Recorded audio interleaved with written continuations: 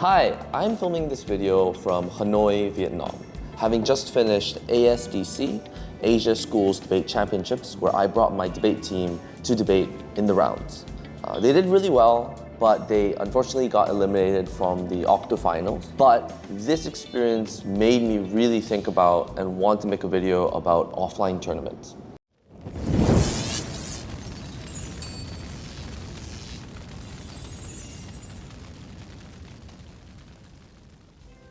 I'd say offline tournaments used to be very, very common before COVID. Before COVID, there were a lot of in-person debate tournaments. But during COVID, a lot of online debating popped up, and that became the new trend. And I really enjoy the trend. I really enjoy the fact that my debaters can do online tournaments whenever they want and use that for practice. But there's something super magical about in-person tournaments, and I really want to talk about that in my video today. I want to start off with explaining a little bit of the differences between in-person tournaments and online tournaments. Online tournaments, you could either be doing it from your school or from your academy or from home, but usually it's very comfortable. You just have to do the rounds whenever they happen and move between Zoom rooms or Discord rooms and then do the debates. But in in-person tournament, there's a lot of preparation that goes into it, a lot of stamina that goes into it as well. The process of getting on an airplane, checking into your hotel, prepping with your team, showing up to the venue, doing the opening ceremony and break nights, it's a very long process. This brings me to my first thing that's really important for in-person tournaments, which is stamina. I am so tired.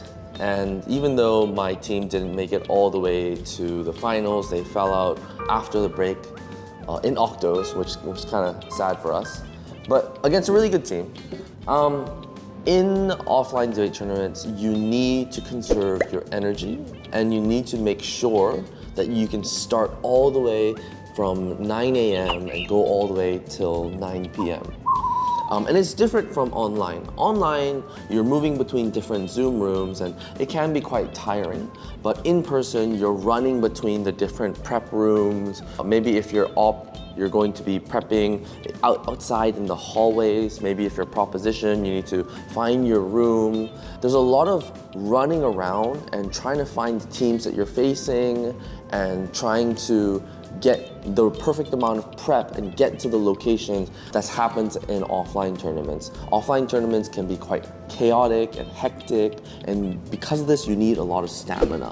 You need to make sure that you're drinking water. Like definitely a tournament in Hanoi, Vietnam, there's gonna be a lot of heat and you're gonna be perspiring, you're gonna be sweating. So you need to make sure that you're taking care of your fluids and drinking water and bringing water with you. My recommendation for in-person tournaments is that you take a lot of rest the day before and you make sure that you are eating well and that you are drinking water. For example, my debaters, when they were debating at ASDC, we had to make sure that they were constantly drinking water, that they were having lunch, that they were having snacks in between, that they weren't drinking energy drinks because we didn't want them to crash later on in the day. And so making sure that you keep up your stamina, but also keep up your morale throughout the entire competition, that's really, really important. Debating is a marathon and you can't allow your energy to get worse or you're gonna put out a worse performance. Oh, and when it comes to stamina, when it comes to making sure your team is doing well, you have to take care of your other team members, making sure that they're feeling good, that they have energy, that they aren't having a lot of ups and downs, that they're not drinking caffeine, that they are ready and prepped and having energy throughout the whole day. Of course, another huge difference between online tournaments and offline tournaments is that offline tournaments don't let you use your computer or any electronic devices. In an online tournament, you can use your computer to type notes and even use the speed of the keyboard to type a lot of words in the 30-minute prep time or the hour-long prep time that you have. And so online tournaments, you have the advantage of being able to use the computer and being able to use the keyboard and those tools.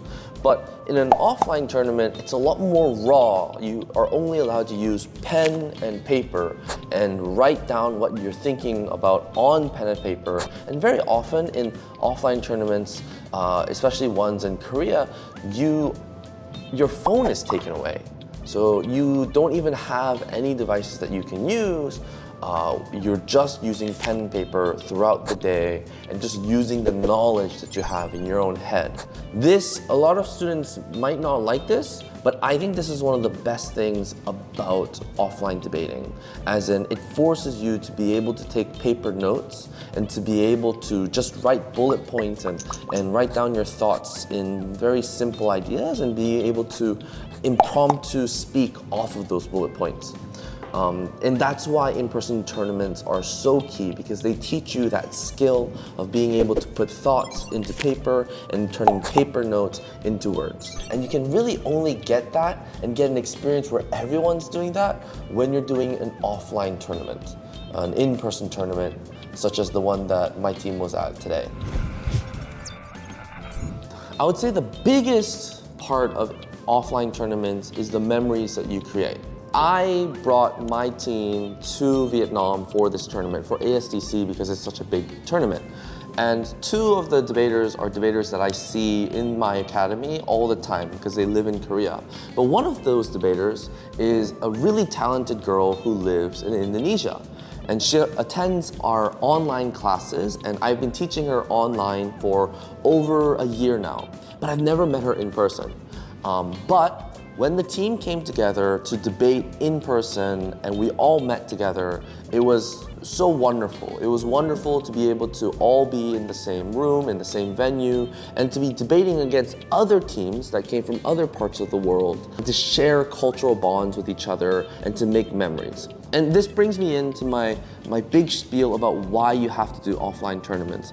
Offline tournaments, they can be a lot of commitment, can involve a lot of travel, but they open you up to the world. It brings you into the same vicinity as debaters from around the world, and you get to make unforgettable memories with people, with teammates, with people that you might have been learning with or met online many times before, but never in person.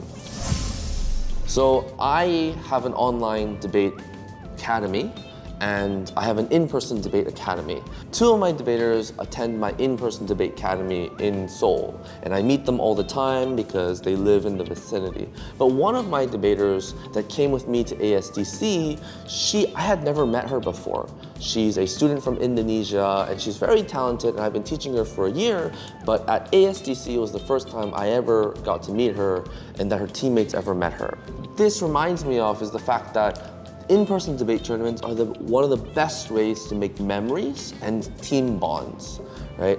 After break nights or before the debate tournament started, we would eat breakfast or go to dinner together, and we would talk about the rounds and we'd talk about debate and really have great memories. But also we got to meet a ton of other debaters from other parts of the world, all across Asia, just because ASDC is such a big tournament. And I think that this became an unforgettable memory for all the debaters on that team because they were able to make friends and they were able to share cultural exchange with everyone else in the tournament. Yes, I hope that this video has at least opened your eyes to in-person debate tournaments a little bit. We're gonna put a bunch of B-roll of different in-person debate tournaments over this video. I hope they also pumped you up a little bit.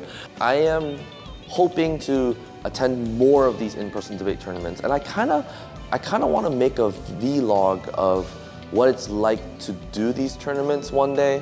I was gonna make one for ASDC, but then my kids lost a round, and then they got kind of spooked that they wouldn't break, so I told Tom, the video editor and videographer, not to film them because we were not sure if they would break. But yeah, I think hopefully I can open you guys' eyes and bring you guys onto the journey of what it's like to do an in-person debate tournament. I know that there's not a lot of in-person debate tournaments these days because COVID killed a lot of them. But they're coming back. They're coming back, they're really exciting, and I hope all of you take part in the ones that do come back and that come back strong. So yeah, that is the video from me today. I hope it's very useful and I hope it inspires you to do an in-person debate tournament.